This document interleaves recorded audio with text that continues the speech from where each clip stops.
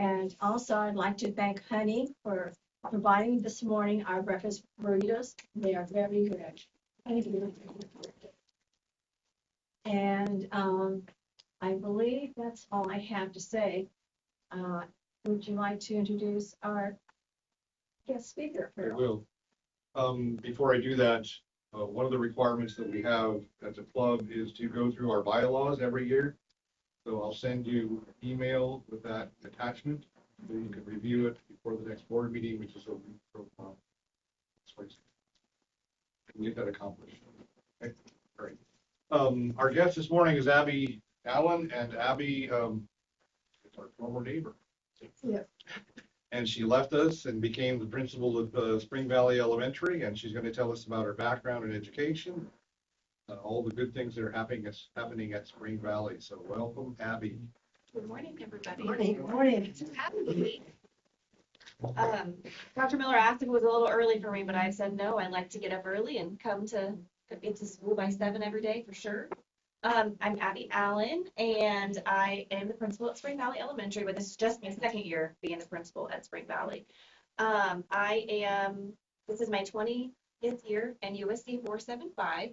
I'm originally from Topeka, Kansas, and I went to school there, kindergarten through high school, and then I went to K-State. Oddly enough, I was a Wildcat when I grew up.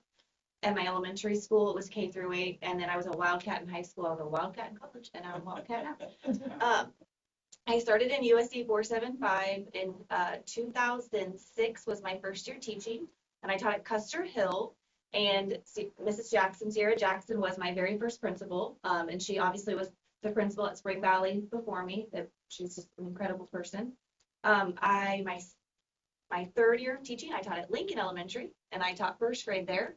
And then in, I think, 2012, I traveled over to Sites Elementary, and we helped open that school. And I was an instructional coach there under Sam-Marie Devon. She was also my principal at Lincoln.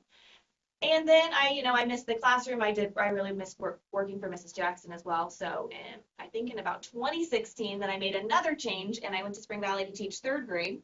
I taught third grade there for 3 years. I taught fifth grade for 1 year, and it was that year that we did end up going remote. So that was a unique challenge, but I love technology. Our district's done such a nice job with pushing technology and leading the way. And so that was pretty smooth. And then I became the instructional coach for a few years, and then I became the principal just last year. So last year was my very So I actually did Pella when I was living next door to Dr. and Mrs. Miller. I did Pella through the school district, which is the Professional Educational Leadership Academy. I wish I would have done it sooner, honestly, just because it was great knowledge. It was a really good experience under Dr. Devon and Dr. Gussis, and they were both of our instructors.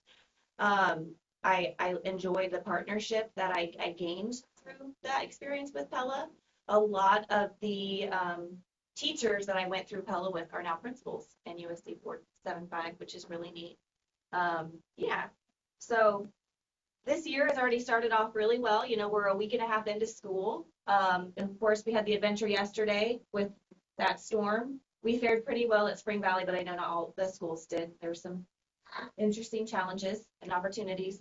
They all got power this morning. They did get power. I drove by Lincoln this morning. I saw some lights on, so I was hoping that was good news. We always look for ways to include parents and have unique situations and experiences for our students at Spring Valley. And one of those ways is actually we do High Five Fridays, and that is something fun that the students look forward to it like once a month on Fridays. And it's where members of the community come to the school, and they kind of just start our kiddos' day off on the right foot, giving high fives. We had members from the Devon Center Teaching and Learning Department come up to Spring Valley last Friday. And I know last year, I think it was last year, the JC Optimist Club did join us, and we look forward. We're going to schedule that again for you guys to come and join us. In a couple of years. Yeah, it has been. Well, things got slow for a little while, but we're all picking back up. And then we also, Central National Bank is coming soon as well, so that's exciting. Are they coming in September? They're coming September 5th. Okay. Yep. So we might look into October? Or? Yeah, or it's okay to have more than one. So yeah, it's a fun opportunity for kids. I think that's something that's great this year that the district has gone towards is their implementation of Parent Square. That's just because it gives us all the same opportunities with our families. In the past, some of us used just different channels to communicate. So it's really nice that as a parent, I only have one child, but parents with multiple children now have that one device, that one app that they get to have communications from the school district and from their classroom teachers and from the different groups and activities their students are in.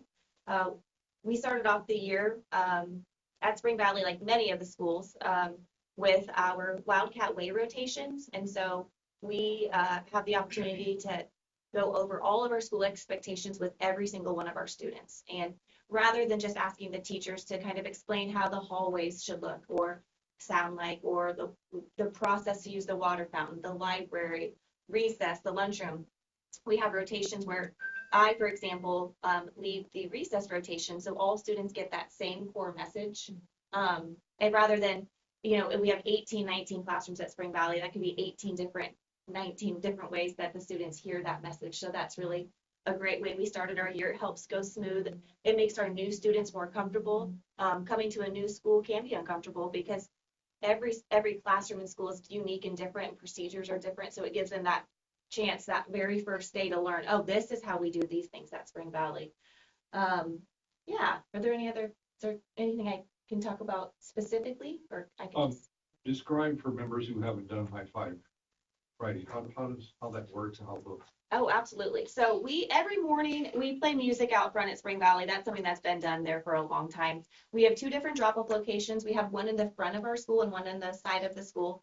Typically the students that get dropped off in the front are younger Wildcats and those eating breakfast. And then the side of the buildings our older Wildcats are 3rd through 5th grade. And for High Five Friday, we have members of the community at each of our entrances, but also in our main hallway. So that way it's just fun. They're playing music. We talk about giving friendly high fives. And we like to play the music like I shared. Last year when the school district came, they even had somebody in an inflatable dinosaur costume. And the kids just thought that was just so silly and so wonderful. And then we're able to share. We have something called the family welcome every morning where we kind of get everybody on the same page, share the message for the day, let kiddos know what the plan is, celebrations, and what we're able to explain prior to High Five Friday, who the community members are that are coming, and kind of share about like the JC Optimist Club, or when we were able to have the high school come with their different clubs more often in the past few years. And then the day of the event, we're able to then kind of thank the students for those friendly high fives that they gave the adults that morning. So yeah. So the club members would be in the hallway receiving kids as they're coming through the doors. Oh yeah.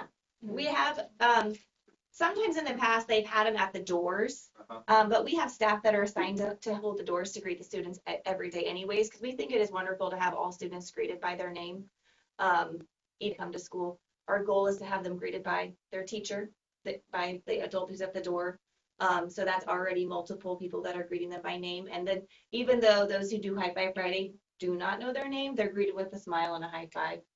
And it really starts their day off on the right foot, because you never know what happened at home. And it's nice that they come to a place where they know people are happy to see them and they care about them. So yeah. I have a question. Yeah. How do you get them prepared to go to the middle school? Ooh, that's a really great question. So our teachers at Spring Valley in our 4th and 5th grade have done a very nice job departmentalizing. So they are used to having a separate teacher for math and a separate teacher for reading, and then a separate teacher for science and social studies. So in 4th grade, So in 4th grade, the teachers do travel room to room and the students receive that different instruction for the teacher. But then in 5th grade, this past year, we started having the students travel room to room. And so they go to a classroom for science and social studies, and they go to a classroom for math and reading. We were a little worried because we didn't want to lose instructional time, because there's just so many different ways you could lose instructional time throughout the school day with transitions or just different activities. And so we were able to kind of set some timing goals and kind of do some observations and then provide feedback to the teachers and then provide that feedback to the students. And yeah, so now it runs quite smoothly. Yeah. That's good. And Are they're the rooms in close proximity?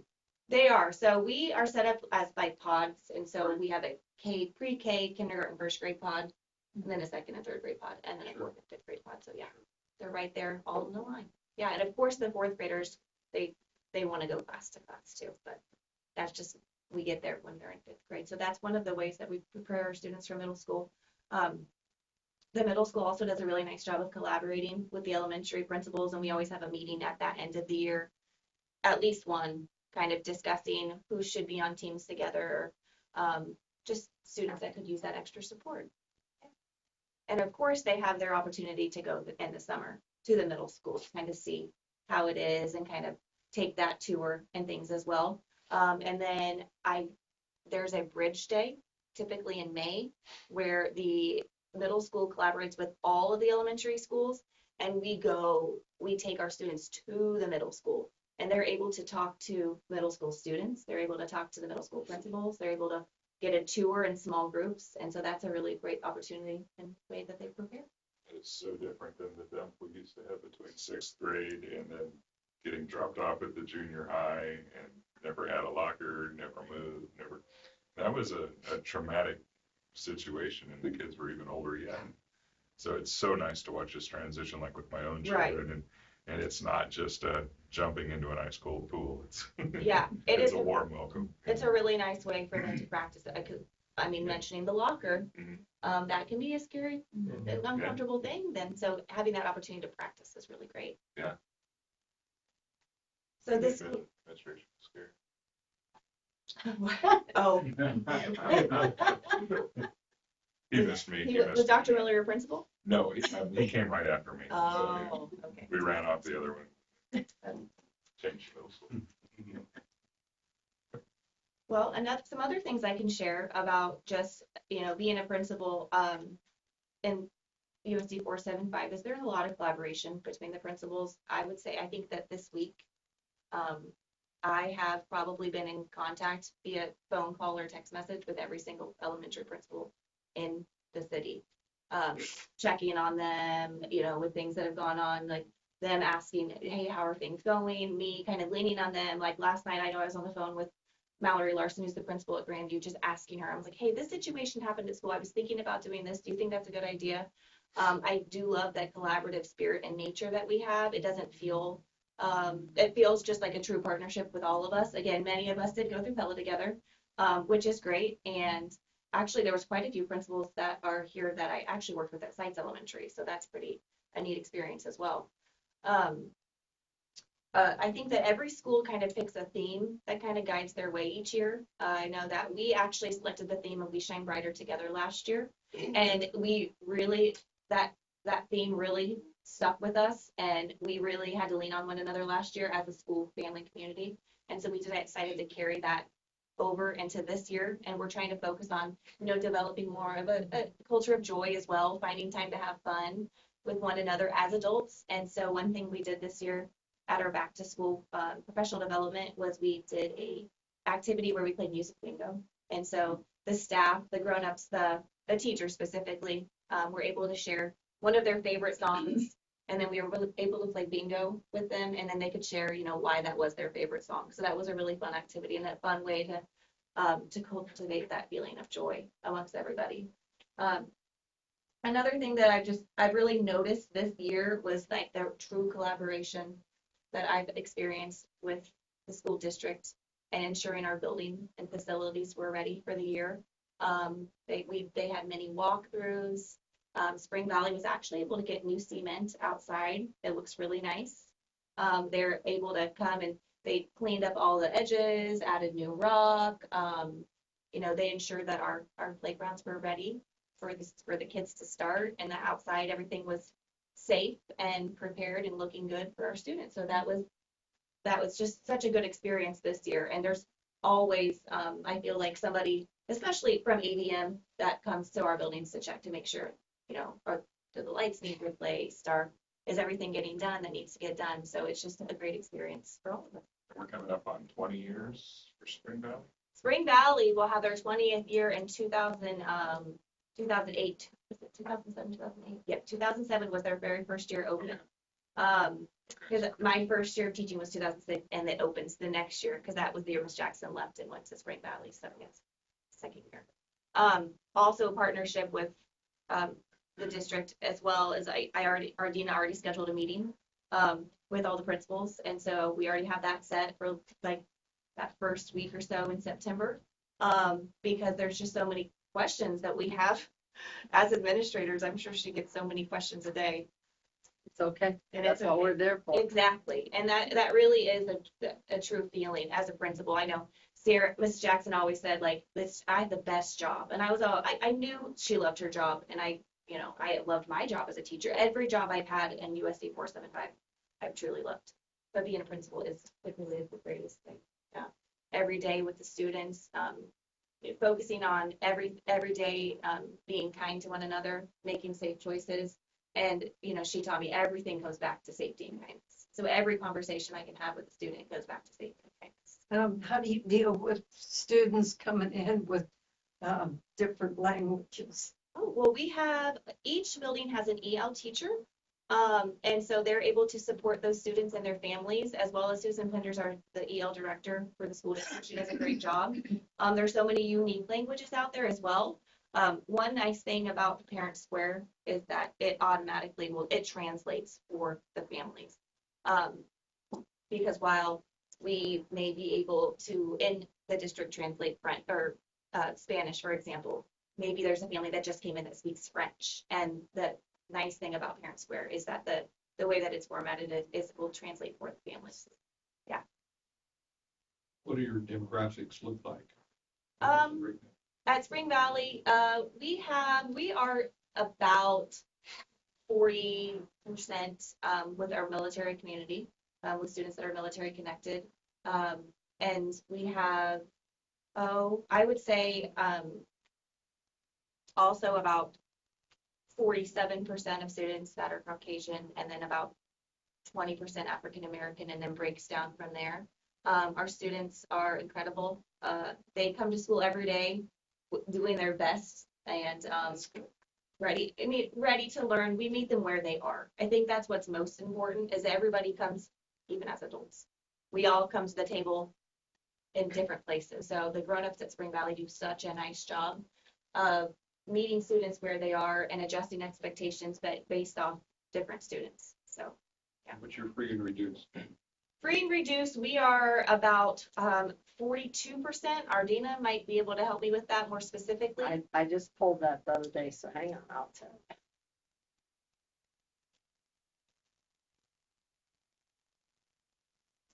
I sent lots of emails yesterday. That's okay. I have a question for you. As a principal, what do you consider your biggest challenge? I love what I do. And so I can't say I can identify a particular challenge, because each day is incredibly unique.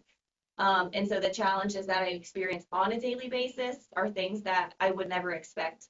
I think that my number one priority is always making sure our students are safe. So I guess my greatest challenge would be every day doing whatever it takes to make sure that the kiddos are safe, and of course being kind to one another.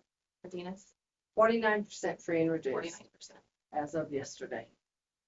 And what was the question for that? What is the percentage of our students that are free and reduced in terms of their lunch? Our food service secretary has done a very nice job of getting those food applications in the hands of parents. Of course, there are probably still some students that are not identified, because they do need to apply each year. Are you still collecting pop tabs for Ronald McDonald? Yes, we are always collecting pop tabs. I think we probably need to do a little bit better job communicating about that.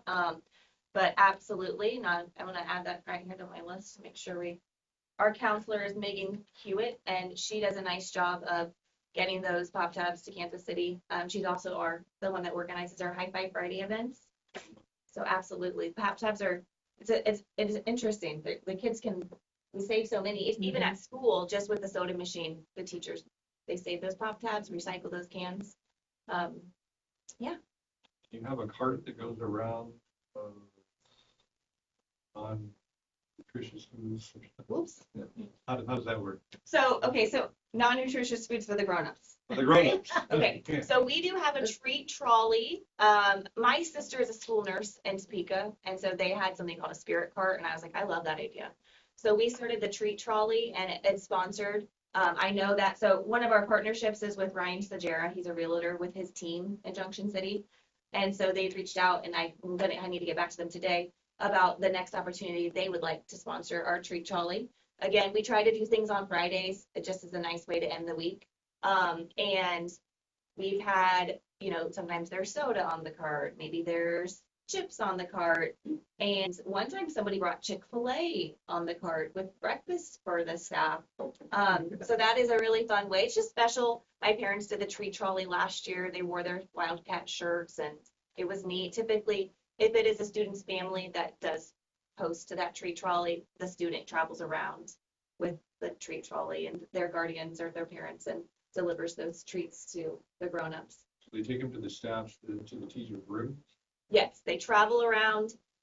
So sometimes they could be on their plan time. They stop by the workroom in case the teachers are at lunch. They do stop by, they take care of the kitchen and those working in the cafeteria.